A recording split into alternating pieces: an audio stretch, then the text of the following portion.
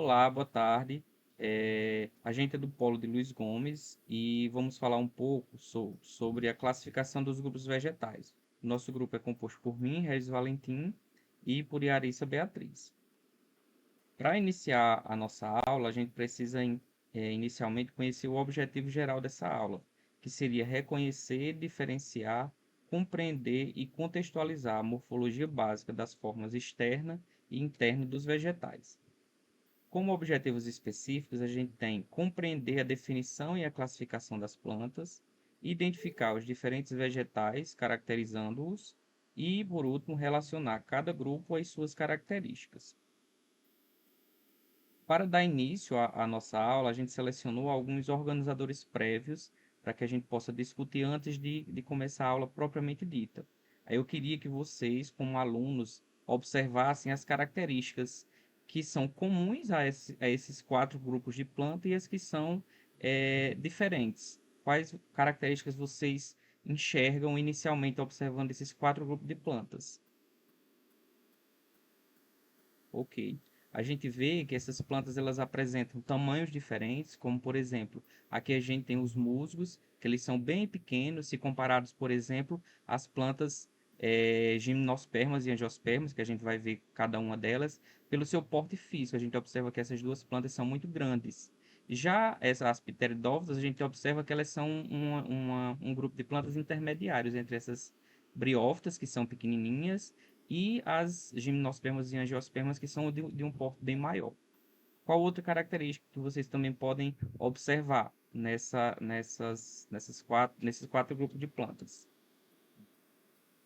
Certo? A gente pode observar, por exemplo, sementes, né? A presença de sementes, como por exemplo aqui no pinheiro, na araucária. A gente pode observar também a presença de frutos, como aqui na macieira, e também a presença de flores, também aqui na macieira. Então, visto esses organizadores prévios, analisando inicialmente essas plantas de uma maneira bem geral, do senso comum, das experiências que vocês têm na vida cotidiana de vocês, a gente pode dar início agora à nossa aula propriamente dita.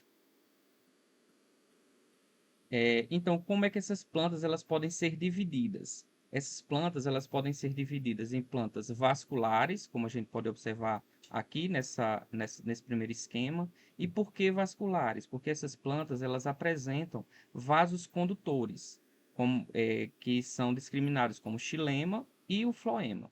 O xilema ele carrega a seiva bruta, que vai das raízes até o caule e as folhas da planta. Enquanto o floema, que é esses vasos na coloração azul, elas carregam a, a, a seiva elaborada, já com aqueles nutrientes que vão nutrir a planta para que ela possa se desenvolver. E também temos, como a gente viu aqui com as plantas vasculares que apresentam o xilema e o floema, que são os vasos condutores, a gente tem as briófitas, que são plantas avasculares. Esse prefixo A vem de negação, que quer dizer que elas não têm esses vasos condutores. Então, as briófitas, que são representadas pelos musos, como a gente já viu lá nos organizadores prévios, elas não têm esses vasos condutores de xilema e de floema. Elas fazem a sua difusão de nutrientes, a distribuição desses nutrientes, melhor dizendo, através de difusão de célula a célula, para que esses nutrientes eles possam caminhar até chegar a todas as células do organismo vivo, da planta. Por isso que essas plantas são bem pequenas, se comparadas àquelas que a gente viu, das gimnospermas, as angiospermas e também a samambaia, que é o grupo que representa as pteridófitas. Aqui a gente pode ver como essas briófitas são avasculares e elas são bem pequenas se comparadas a esses outros grupos que a gente vai ver. Elas apresentam os órgãos de caule e de folhas e de raízes também bem pequenas e elas recebem uma denominação diferente. Ao invés de folha, como nas plantas vasculares, a gente tem o filóide, ao invés de caule, a gente tem o cauloide e ao invés de raízes, a gente tem rizóide. Em relação às imagens que representam diferentes grupos de plantas vasculares, vamos abordar cada uma delas. A samambaia, que é o exemplo clássico das pteridófitas, o pinheiro, que representa as gimnospermas, e a macieira, que é um exemplo representativo das angiospermas. Pode passar. As pteridófitas temos como representante a samambaia. As pteridófitas se dividem em 2 filos, que é licófitas, que são plantas de ambientes úmidos, e as monilófitas, o grupo onde se encontra a samambaia. Na pteridófita ocorre a vascularização, ou seja, que contém a presença de 2 vasos condutores, que é o xilema, que é a seiva bruta, e o floema da seiva elaborada. Na reprodução, algumas espécies de pteridófitas conseguem fazer a reprodução assexuada, que é através do brotamento. E tem a assexuada, que é o ciclo de alternância de gerações. No ciclo da vida da samambaia, ocorre uma alternância de gerações, onde a fase dominante é o esporófitos, que é o diploide.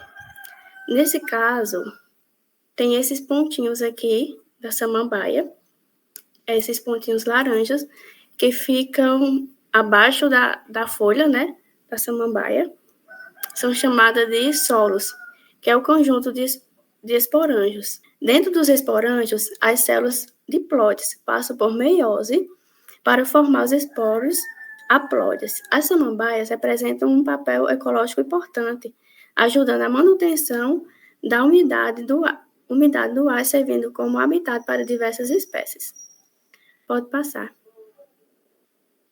Nas plantas com sementes, a gente tem as gimnospermas e as angiospermas. O pinheiro, que representa gimnospermas, é um grupo de plantas vasculares que se caracterizam pela produção de sementes nuas, ou seja, não envolvem frutos. As gimnospermas são adaptadas em diversos ambientes e frequentemente possuem folhas em forma de agulhas, o que se torna resistente às condições climáticas diversas.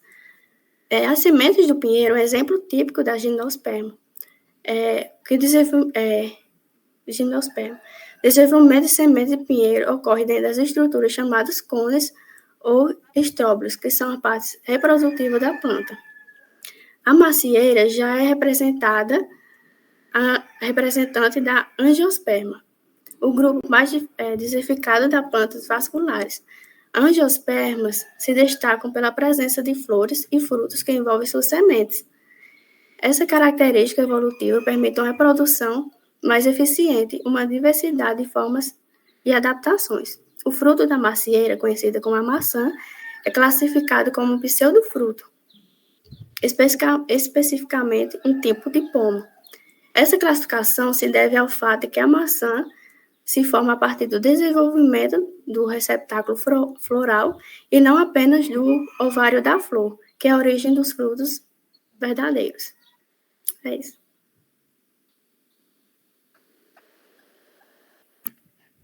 E finalizando isso que a gente já falou, a gente trouxe um mapa conceitual para que a gente possa sedimentar esses conceitos, esses conteúdos que a gente acabou de passar.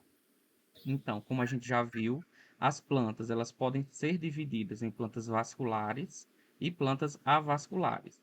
As plantas avasculares a gente só tem como representantes as briófitas, que são aquelas que não apresentam os vasos condutores, que são o xilema e o floema. A gente sabe que o xilema ele conduz a seiva bruta e o floema conduz a seiva elaborada. Já as plantas vasculares, elas apresentam todas aquelas partes que a gente normalmente conhece de uma planta. Folhas, raízes e caule. Diferente, por exemplo, das briófitas, que apresentam aquelas estruturas mais diminutas, que seriam cauloide, filóide e rizóide. Essas plantas vasculares, elas podem ser divididas, subdivididas ainda em plantas com sementes e plantas sem sementes. Essas plantas sem sementes são representadas pelas pteridófitas, como Yarissa acabou de apresentar, e elas apresentam estruturas reprodutivas diferentes daquelas que a gente conhece como plantas com semente. A gente sabe que a semente, ao ser colocada no solo, ser aguada, essas plantas, essas sementes, elas se germinam e se desenvolvem em novas plantas. E essas plantas com semente, elas também podem ser subdivididas em plantas sem fruto, que são representadas pelas gimnospermas, e as plantas com fruto, que são representadas pelas angiospermas. Todas essas que eu acabei de comentar, tanto as com semente como as sem semente, elas apresentam os vasos condutores, xilema e floema. Por isso que elas têm um porte bem maior do que as briófitas. Aqui as referências que a gente utilizou para preparar a aula. E é isso, obrigado.